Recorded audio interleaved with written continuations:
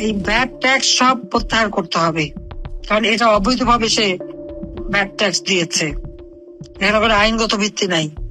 Tax দিতে হলে আইন দিতে হয়, বেআইনি ভাবে দেওয়া যায় না। এখানে সম্পূর্ণ আইনের লঙ্ঘন করেছে, সংবিধান লঙ্ঘন করেছে। কাজে এগুলি সব প্রত্যাহার করতে হবে। যত জেল জুলুম অত্যাচার হচ্ছে এবং যত নেতাকর্মী গ্রেপ্তার বন্দী, সমস্ত মামলা প্রত্যাহার করতে হবে, সব বন্দীদের মুক্তি দিতে হবে। যে পুলিশ হত্যা, আনসার হত্যা এবং সেনাবাহিনীর যারা অফিসার তাদের পাসপোর্ট বাতিল, তাদের উপরে গ্রেপ্তারি পড়ানো, তাদের বিরুদ্ধে মামলা দেওয়া, অবসরপ্রাপ্ত এবং চাকরিরত, এগুলি সমস্ত বন্ধ করতে হবে। স্বাধীনতা সার্বভৌমত্ব যারা রক্ষা করে, বিদেশের শান্তি মিশন, রক্ষা মিশনে, জাতিসংঘ শান্তি রক্ষা মিশনে যারা অবদান রাখে, তাদের বিরুদ্ধে এই ধরনের মামলা দিয়ে তো বাংলাদেশের ভাবমূর্তি নষ্ট করছে। কাজে এই সমস্ত মামলা প্রত্যাহার করতে হবে। সমস্ত যার যার পাসপোর্ট বাতিল আবার চালু করতে হবে। পুলিশের উপর যে হত্যাকাণ্ড হয়েছে তার তদন্ত করতে হবে, দেওয়া যাবে না।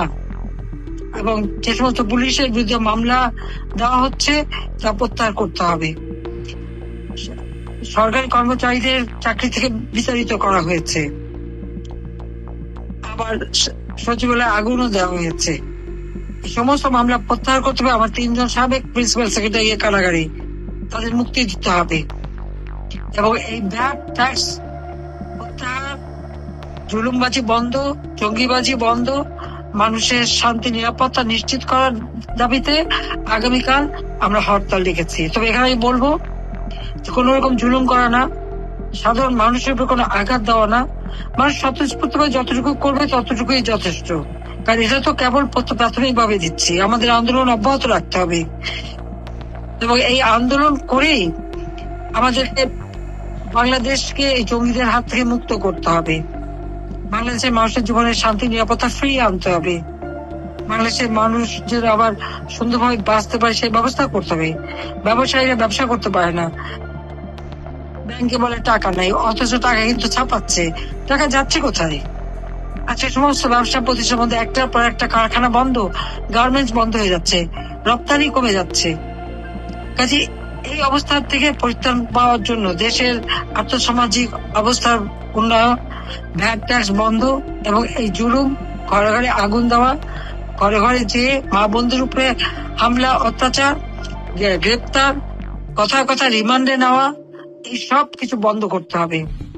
এবং এই বন্দি মুক্তি, রিমান্ড বন্ধ এবং এই ভ্যাট ট্যাক্স বন্ধ, এই ভ্যাট ট্যাক্স প্রত্যাহার করা দাবিতে এই আন্দোলন, এটা একটা শুরু।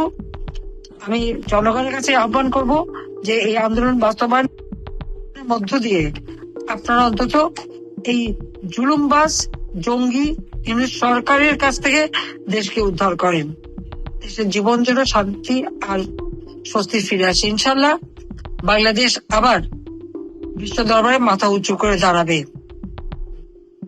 আপনাদের সবাইকে ধন্যবাদ।